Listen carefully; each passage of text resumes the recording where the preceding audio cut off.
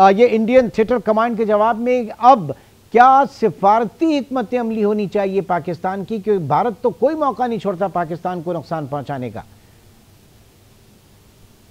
सिफारत से तो कोई ताल्लुक नहीं होगा, क्योंकि ये तो उनका एक ऑपरेशनल ट्राई सर्विस, वो एक रीस्ट्रक्चरिंग हो रही है, तो उसका रिस्पांस हमारे अपना ऑपरेशनल और रीऑर्गेनाइजेशन ऑफ जो जॉइंटनेस है उसकी तरफ देखने की ज़रूरत है।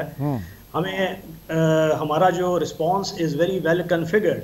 तो आजकल जो जंग होगी वो कोल्ड स्टार्ट के बाद जो प्रोएक्टिव और उसका सादा अल्फाज में जंगी अहदाफ महदूद होंगे। न्यूक्लियर दोनों कंट्रीज़ हैं, न्यूक्लियर अम्ब्रेला है, उसके अंदर जो कन्वेंशनल वार की स्पेस है वो हिंदुस्तान ढूंढने की कोशिश कर रहा है, वेयर एज पाकिस्तान उस स्पेस को ख़त्म करना चाहता है अपने न्यूक्लियर डेटरेंस की वजह से। तो वो स्पेस ढूंढने के चक्कर में उन्होंने ये इंटीग्रेटेड बैटल ग्रुप्स का कॉन्सेप्ट दिया, जिसमें लंबी चौड़ी मोबिलाइजेशन ना करनी पड़े और बॉर्डर पे कुछ चंक ऑफ टेरिटरी ले ली जाए और पाकिस्तान के वो अहदाफ पाकिस्तान के खिलाफ, यानी कि ऑप्टिमल यूज जो है वो अपनी फोर्सेस का, अपने इक्विपमेंट्स का और अपनी तमाम तर जो वसाइल हैं उसका ऑप्टिमल वो यूज चाह रहे हैं। जी मैं समझाता हूँ, वो ये चाह रहे हैं कि उनका जो एक कन्वेंशनल कैपेबिलिटी है उसको बरूकार लाते हुए उसको कोई यूजेबल स्पेस मिले। इस न्यूक्लियर डेटरेंस में जो पाकिस्तान ने वो स्पेस क्रैम्प कर दी है दो तरीके से, एक न्यूक्लियर डेटरेंस अचीव करने से और दूसरा अपना स्ट्रॉन्ग कन्वेंशनल जो हमारा कैपेबिलिटी है जिसमें हमारी लैंड कमांड्स हैं, हमारा अर्ली एम्प्लॉयमेंट। अभी उस तफसीलात में जाने का मौका नहीं है, ना ही करना चाहिए, मगर हमारे पास वो रिस्पॉन्स है कि अब हम अर्ली रिस्पॉन्स, यानी कि हमारे जो रिजर्व्स हैं उनकी प्लेसमेंट, उनकी रिएक्शन और एयरफोर्स के साथ उसका तालमेल, नेवी की जो डिप्लॉयमेंट है, जिस तरह के आपने ये बालाकोट में और उसके बाद आपको रिस्पॉन्स मिला, कितना स्विफ्ट था एयरफोर्स की तरफ से, और पाकिस्तान आर्मी और आर्मी चीफ और चीफ ऑफ एयर स्टाफ वो एक हडल में होते थे।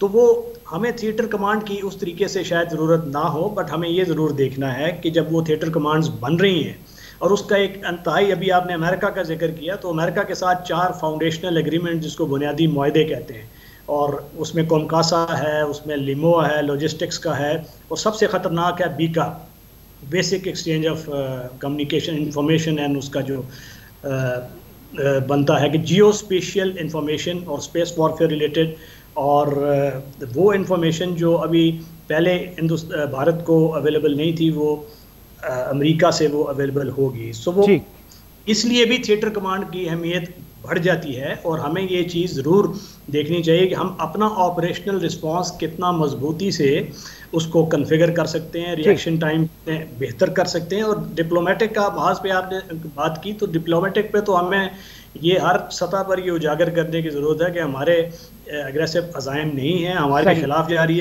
हो रही है, और हिंदुस्तान अभी डिसइंफो लैब हमारे सामने है, 750 फेक वेबसाइट्स वो हमारे खिलाफ प्रोपेगेंडा कर रही थी। तो पाकिस्तान तो एक विक्टिम है। So this we need to highlight. Waqar Hasan साहब, अब ये बताइएगा, अगर हम पिछले 10 सालों का मवाजना करना चाहें जो भारतीय फौजी कमांडर्स हैं उनकी परफॉर्मेंस, उनकी कारकर्दगी का, स्पेशली अगर हम उसको कंपेयर करते हैं पाकिस्तान या चाइना के साथ, तो क्या ऑब्जर्वेशन है फिर आपकी?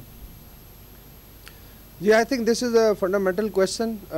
कोई भी लेट्स से क्राइसिस जब आता है, वॉर या I would say limited action, military action जो होता है, इसमें दोनों साइड से देखा जाता है जी कि नंबर 1 आपकी पॉलिटिकल विल कितनी है, नंबर 2 आपकी मिलिट्री की प्रिपेयर्डनेस और ट्रेनिंग कैसी है, नंबर 3 जो मिलिट्री कमांडर्स हैं उनकी स्ट्रैटेजी और उनकी अपनी मिलिट्री विल कितनी है, and then comes let's say if you are a nuclear power तो न्यूक्लियर डिटरेंस आ जाती है। तो ये आई थिंक इंडिया पाकिस्तान और इंडिया चाइना में दोनों चारों चीज़ें अप्लाई करती हैं।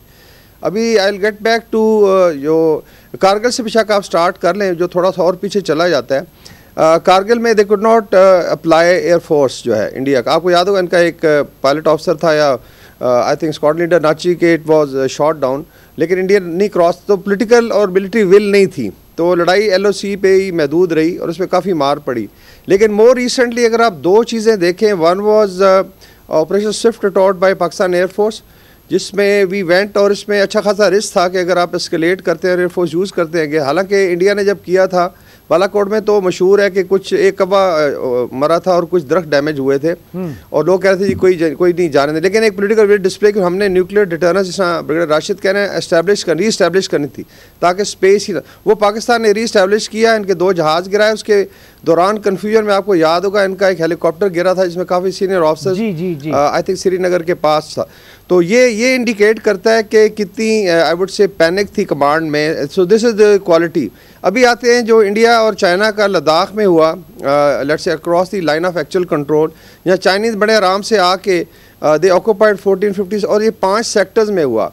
मतलब गलवान वाज 1, फिर इसी तरह इनके दौलत बेग ओल्डी वाला इलाका है, इस तरह there are certain other plains जहाँ पे ये हुआ और ये ग्लेशिएटेड इलाका था। बड़े आराम से उन्होंने जाने दिया, ना पॉलिटिकल विल डिस्प्ले हुई, ना मिलिट्री कमांडर्स को समझ आई।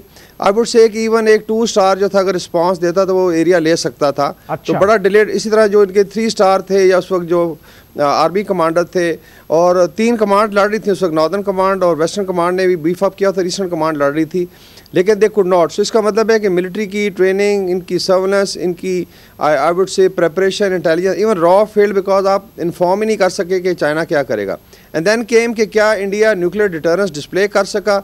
बिल्कुल नहीं कर सका, बिकॉज उसमें जब आगे बात आई और चाइना ने शो किया ठीक है जी आप आ जाएं फिर हम फर्दर आगे बढ़ेंगे, तो फ़ौरन ये नेगोशिएटिंग टेबल पे चले गए। So that indicates in terms of let's say political will और मिलिट्री की जो कमांड है उनकी इन टर्म्स ऑफ प्रिपरेशन या आप कह लें मिलिट्री विल जो है या क्वालिटी ऑफ कमांड जो है वो काफ़ी I think it has serious question marks. उस लिहाज से अगर एसपीटी को देखा जाए पाकिस्तान का हमेशा एग्रेसिव रिस्पांस रहा है इरिस्पेक्टिव ऑफ कि we are a smaller force. आप बजट देख लें, आप 7 बिलियन पे हैं और वो आज $80 बिलियन पे है, लेकिन चाइना के साथ इनका कंपेरेबल था। हाँ, बजट के हवाले से भी बात कर लेते हैं। छोटे से ब्रेक की कॉल है, वकार हसन साहब और राशिद वली साहब हमारे साथ मौजूद हैं। छोटे से ब्रेक के बाद दोबारा मिलते हैं।